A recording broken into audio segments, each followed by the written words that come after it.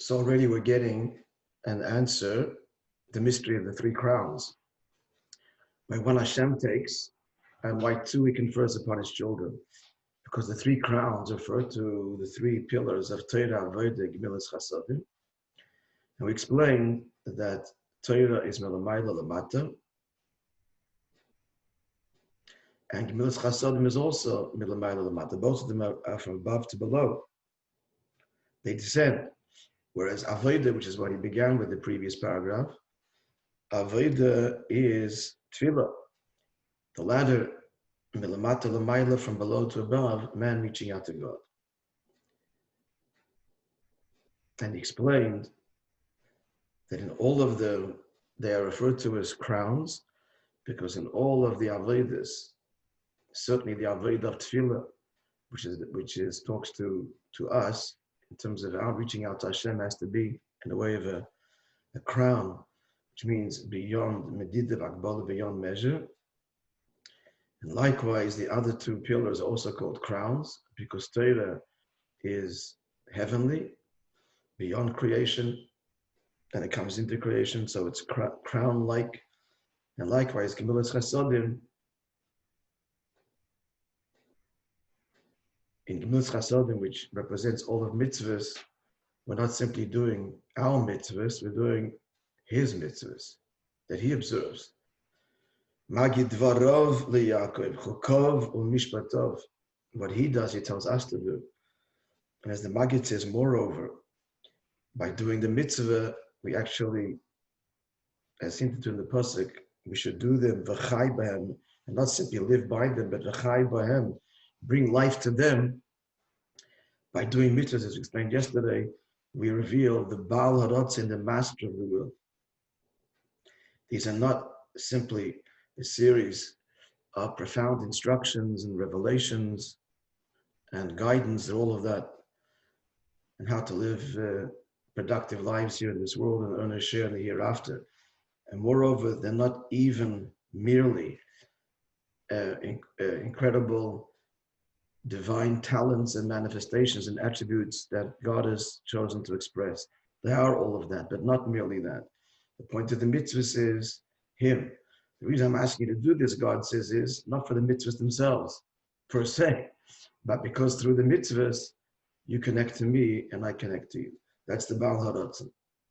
That's the true atara, the true crown that a Jew brings to bear to mitzvahs and Torah and certainly Avodah.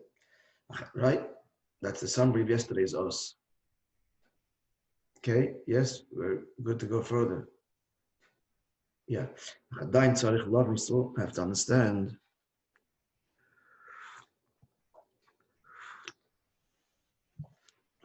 what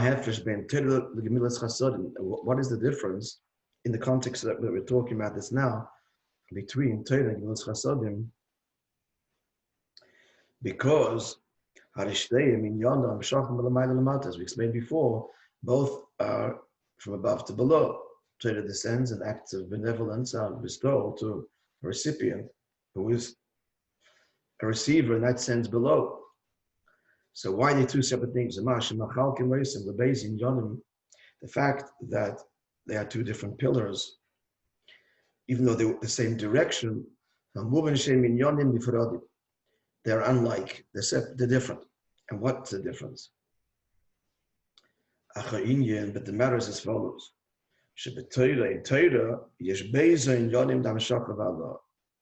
Torah really has both movements, drawing down and ascent, descent and ascent.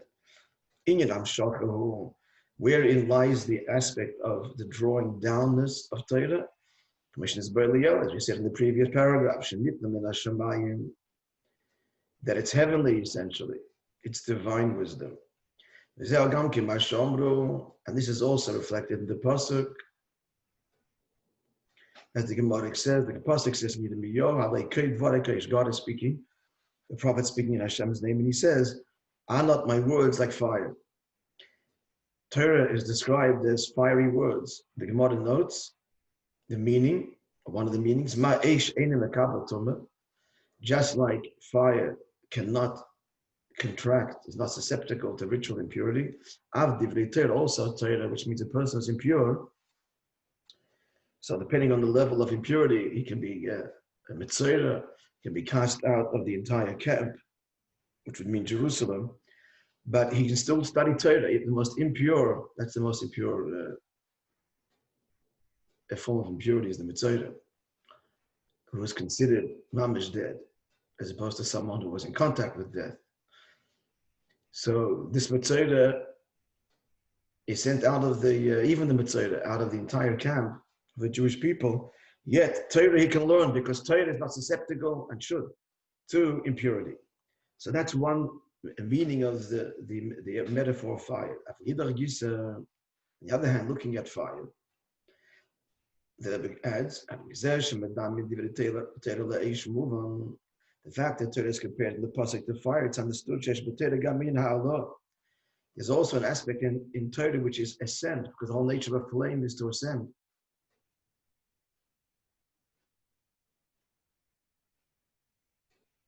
Arguably the only thing, I don't know if it's the only thing, one of the only things in nature that by its very nature is always in a state of ascent. So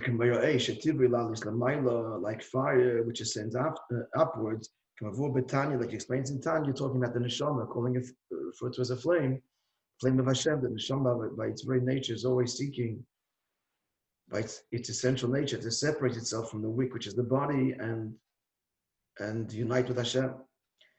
At any rate, so we see in Torah there's two inyan. There's above to below, and there's below to above. So what is that? Above to below is clear. God gives us His Torah. Where's the below to above? So we see this also in the mitzvah where we learn Torah. Sheyesh, next page. Ba'beis mitzvahs. There's two mitzvahs in the mitzvah of learning Torah. Aleph, the first thing is akriya b'dibur b'peh. A person learns Torah, it's with speech and with his mouth. Yesterday's story, the letter written by a Crown Heights resident to the Frierdiker Rebbe. Okay, have a yeshiva. You have to shout. It's uncouth. It's uncivilized. In other words, go to a university, a library. People sit there, civilized, and read. Not so.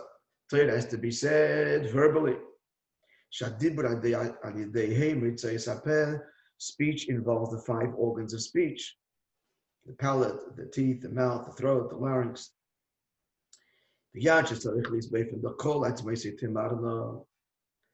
As it says in Tilim, quoted in Nishmas every Shabbos and Yom Tov, David Melech says, "With all my bones, I will say it." So it's not just the words, but as never mentioned, one of the complaints were, "What's this shuffling business? It's embarrassing." You said, learn. You have to sway back and forth. No, call it to Moishe. His entire body is saying Torah. So what is all of this? What does it point to? This isn't the study part, the learning part. So you have to bring Torah down such that it engages the body and the animal soul, not just the mind and the neshama, but the body, the animal soul, words, physical words, and the body engaged. That's the amshachah, the drawing down of Torah. That's one aspect.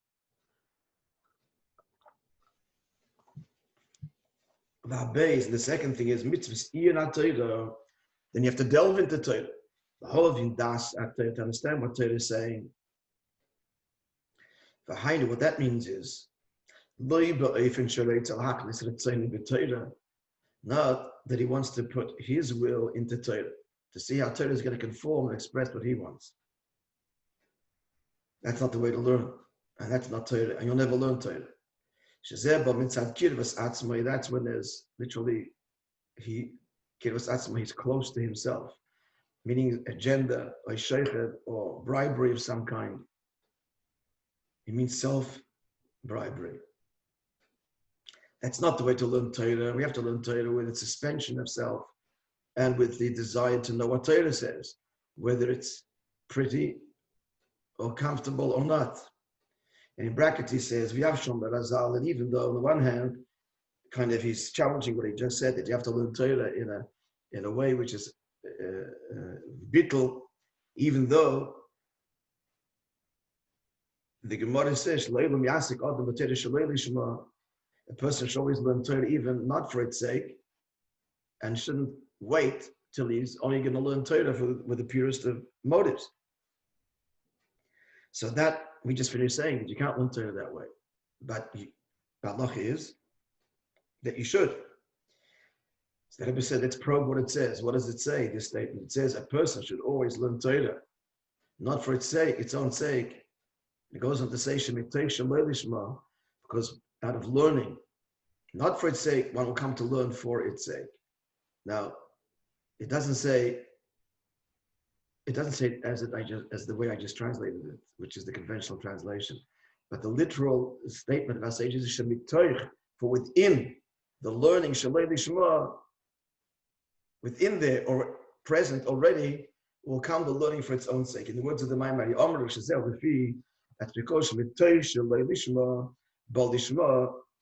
as the Gemara says, goes on to say, because from within the Shalei Lishma comes the Lishma, which means for the sake of heaven. It's not an explanation. Brought in Chassidus, Shatoich, within, Vapnim is the very inner, Shalei Lishma, Hu Lishma. Because really all along, deep down, he's learning Lishma. So that's similar to what we just learned about. Similar to what we just learned about Yichud Tata is the Yichud law. The fear of punishment is really the Pnimius, the fear of having hurt Hashem. Yeah. Moving the parts like we see. Go ahead. The truth is, every Jew, you shake him up a little bit. You'll see that everybody wants to do what Hashem wants. That's really what drives us. What happens is he gets this, in the words of the Gemara and the last week's parsha, Moishe, and a spirit of folly enters him, which covers the truth, but the truth is still there. So Be'emes a Yid wants. So he's really saying, Be'emes you want, so why play around? Just embrace your own true desire. And what is that? So this is all to bring out the ascent from below to above in Torah. What does he have to do now? Here he has to elevate himself to the Torah. Here he has to suspend and go beyond personal agenda, and he has to learn what Torah says. That's the ascent. So what are the two aspects in Torah? The descent aspect of Amshachim Lamata is engage the Guf and Nefesh Bahamis, say the words, get physically involved. That's bring it down to them, bring it down to the body. Say the words, the mouth should be involved. The body should be involved. Every limb should be involved. That's Amshachim Lamata. What's milamata lamayla from above? Sorry, from below to above. That is the person's ascent to strip away his own prejudice and learn what Torah says. That's from below to above. And another illustration of below to above is the following: the way you learn Torah is you got to go step by step from below to above. You start with the easier subjects. And then you proceed deeper, ascend in your learning.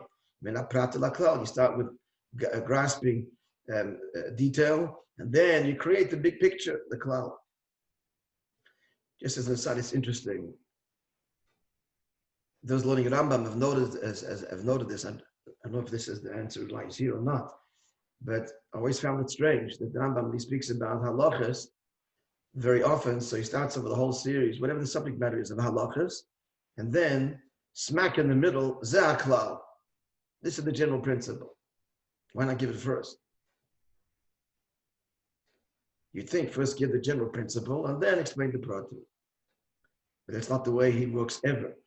Could be. It's one of the reasons. The easiest way to understand is first just get a story, a detail, and then your appreciation of the klal is much greater.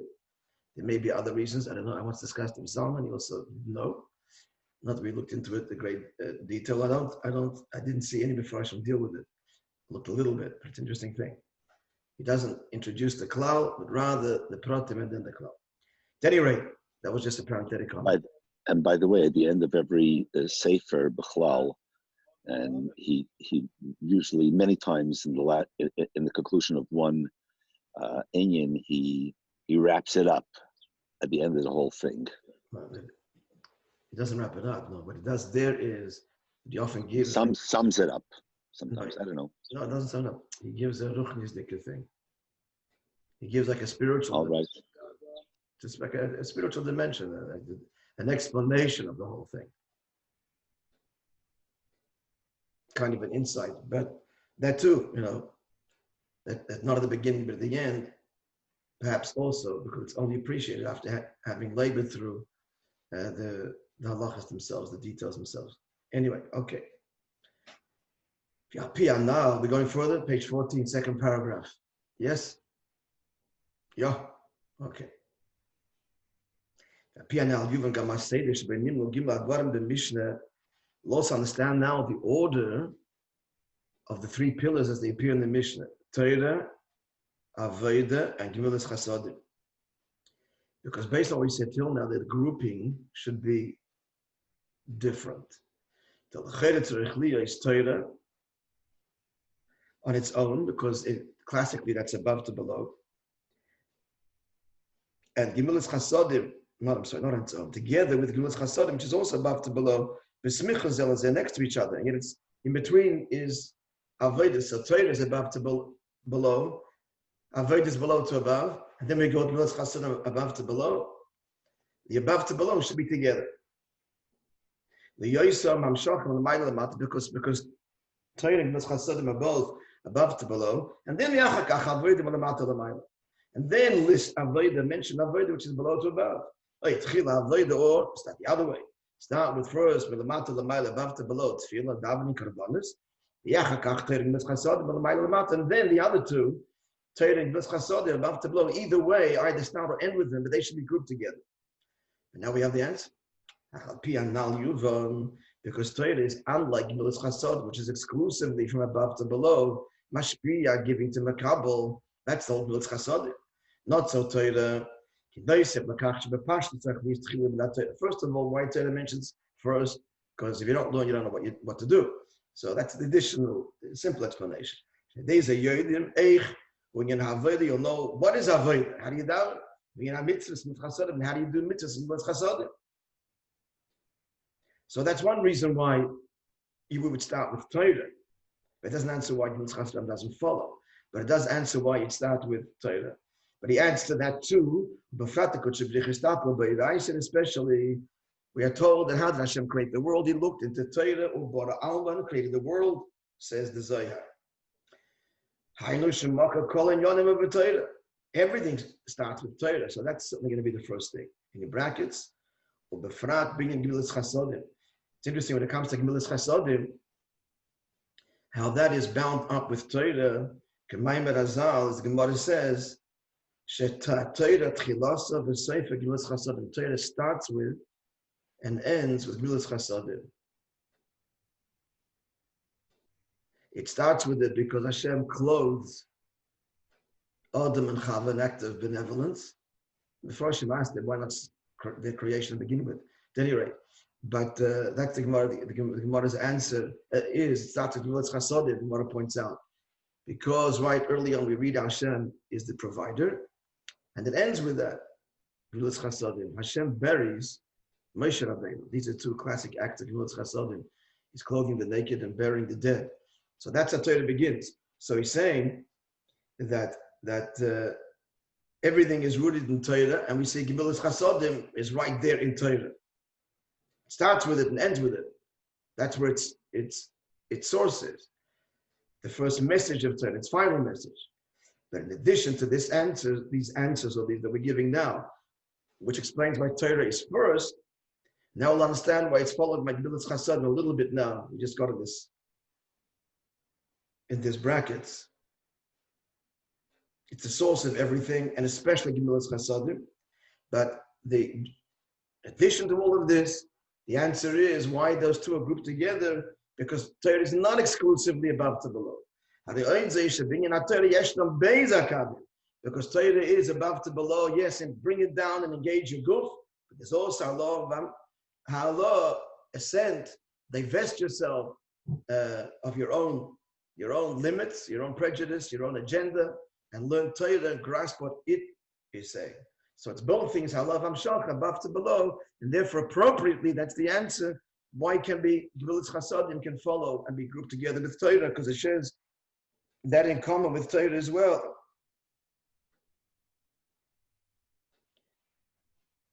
Torah is both above to below and below to above. I'm sorry, avodah. That's why avodah appears together with Torah, because avodah is tefillah below to above, and Torah has the above. Did I say that right? Avodah is below to above, and Torah also has the below to above property. So what's the order? Torah, avodah, and then Gemilas Chasadim, because Torah is not only above to below, it's also below to above, and therefore avodah is mentioned next to it to point to this, that Torah also has the avodah of milamata l'mayla, from below to above. I hope I didn't confuse anybody. We clear? The question was, Torah and Gemilas Chasadim should be grouped together because both are exclusively above to below. The answer is they're not. Gemilas Chasadim is, that's why it stands on its own. But Torah also has from below to above, as we explained, and therefore appropriately can be listed together with avodah. Torah, avodah, and then Gemilas Chasadim. Gemilas Chasadim being the uniquely, exclusively above to below. Torah embodies both. So why then not say avodah Torah? Because that's the answer here, because everything starts with Torah. Torah is the source of everything. So Torah is first, it has both properties, then comes avodah, which is above to below, and then comes exclusively one way, and Gemilas Chasadim exclusively another way. But Torah starts it off because it has both. Yeah. Why can't it then be Torah, Gemilas Chasadim, avodah? Because you want to bring out the chiddush. You want to bring out the chiddush that Torah also has malamata l'mayla. Overtly, it's malamayla lamata. Hashem gave us His Torah. It's amshach malamayla lamata. But there's also the aspect of malamata lamayla. So you want to. That's brought out by having avodah mentioned, right, directly following it. Okay, friends. Why can't you say that Torah is the klal, and avodah starts the normal process of lamata lamayla? And then most of the sudden, he doesn't say clearly. He does say kind of that by saying everything starts with Torah. You don't know what to do. You don't know how to do. Just to answer Adam, the reason avodah goes before Gemilas Chasadim is because the normal seder of avodah is first tefillah, lamata l'mayla, and then that brings down gemach, which is l'mayla l'mata. Why you say that? Before you daven, you got to give tzedakah. It's all correct. No, but I'm just saying that the B'chlal Avodah is first starts with the mata, and then the reciprocation is Milmaila. It's just a little Leila, maybe.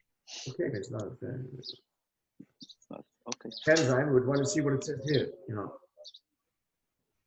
Yachol liyot, but we want to see what it says. Okay, yeah, we'll go further. Dalid. Friends, feedback. Okay. Yes. Huh? Go, Davai.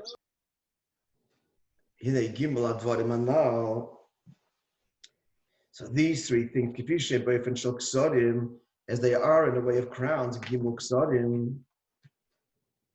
explain what a crown means. A crown means that it's above beyond limit. That's what crown means. So they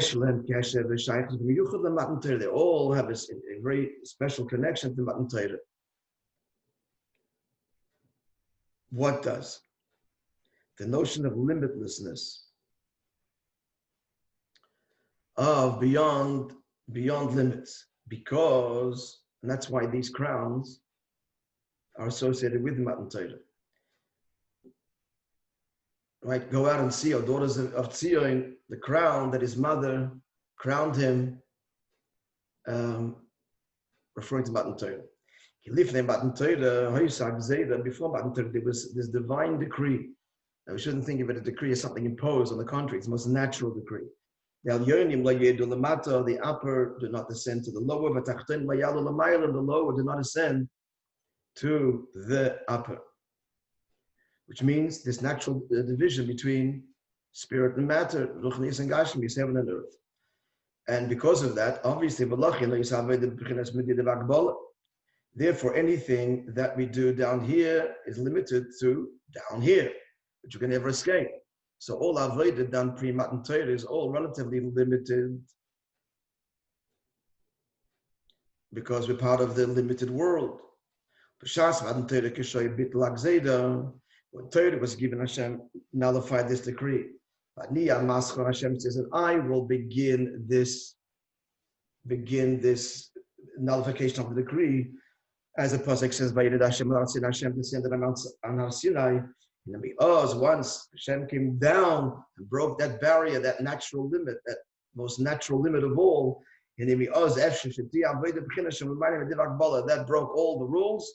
And from there, then going forward, Avodah can be in a way which breaks all limits. Hashem broke it all, shattered the natural division between Ruchnis and Gashmis, heaven and earth, and then begins the Avodah down here, therefore, the fusion, the possibility of being, on the one hand, in a limited world, and at the same time going beyond its limits, even though we're part of it. So this is especially connected to Matan Torah. What? The Avodah of Atara, the crowns. In other words, the Rebbe is saying there was Torah before, and there was Gemilas Chasadim before, and there was Avodah before, but all in a limited way. The Avodah of the Abbas was limited. They connected to those levels that a human being can reach. A finite human being here in this world, namely Bria and even Atzilus perhaps. But the Keser, beyond they can, because that's relatively infinite, and they living in a world where a logical world, where the reality of finite is the reality, they could never break out of that barrier. And so all of their avodah was inherently limited. And all of that changes dramatically, drastically, once the giving of the Torah, where Hashem abolishes this decree. This will explain also the reason, page 15, friends. The connection between the giving of the Torah to the number 3. The number 3 dominates. What's the number 3? K'maimed, like the Gemara brings in Shabbos, Ahu Glilo, this Galilean, who used to say on Shavuos, blessed be the All-Merciful, the Yohev that gave a Yerayin Klisoy, a 3-part Torah, Tanakh, La'am Klisoy, to a 3-part people, Kenim Levim Yisraelim, Adidei Klisoy, to a 3rd born, Miriam, Ad, and Moishe. V'yoyim Klisoy, on the 3rd day of separation between husband and wife, V'yarchet Klisoy, in the 3rd month after the Exodus, Sivan. It's a nice little, cute, it would appear, little expression, the number 3. Isn't that interesting? But why is that? Answer, because Torah is really higher than creation.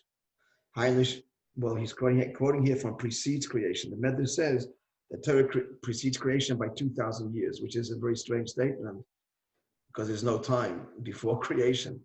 So what does it mean, 2,000 years? So Chassidus explains, it means levels. Levels. Not only one level beyond creation, but a second level referring to Chachma, Bina, whatever the detail. Point is that Torah is beyond creation. I know, so preceding Kadmon, we don't just mean in time, because actually there is no time. I know, meaning Shulamailam min Olam, I mean Torah is higher than creation. And yet, the Matan Torah, Nimshecha, HaTorah, B'chinas Olam, With the giving of the Torah, it was drawn into the world, the B'chinas, into the world, the Malkim of his man in space and in time and space.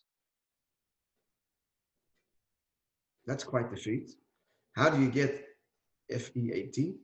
How do you get infinite into time and space? You can't even get bigger into smaller. You can't get a big volume into a small volume, a small space. So how do you get infinite into a small space? The answer is, it's completely illogical. That is the incredible revelation of the very essence of Hashem that happened with the giving of the Torah that allows the impossible to happen. And that's the idea of three. And this is why Torah is given in the third month, and all of these components of three integral to the giving of the Torah, because the number three conveys this fusion of opposites, or the dissolvement of a barrier that naturally separates opposites, that makes them opposite in their conscious selves. The number three, the number three denotes a revelation which is higher than time and space. In other words, one is one. Now, one refers to oneness, which is what? Ruchnius, Elikus. Spirituality is not divided, compartmentalized. Spirituality at its root is Ruchnius. Two is division. That's Gashmius. That defines this world. It's binary. There's division. There's point A and point B. And point A and point B means space. And that means time. Because it takes time to get from point A to point B.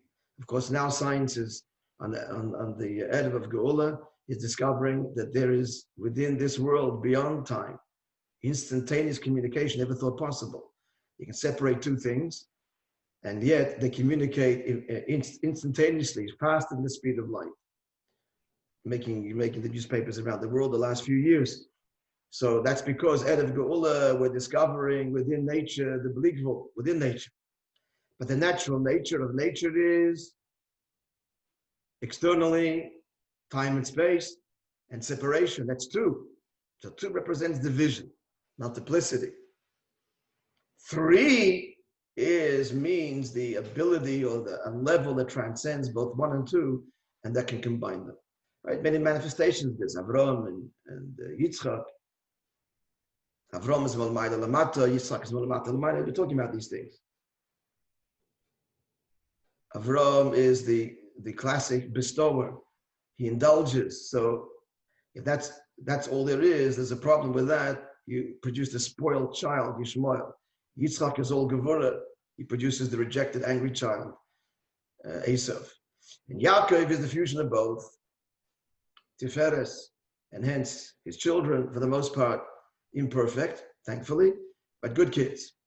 So the idea being that the number three, we'll continue this tomorrow, the number three is the idea of fusion and peace between opposites. I'm not sure if this is the reason why the peace symbol is this, but who knows, maybe there's some connection. Three, peace. And the word shalom, which starts the word peace, has three strokes, three branches coming to one core at the bottom.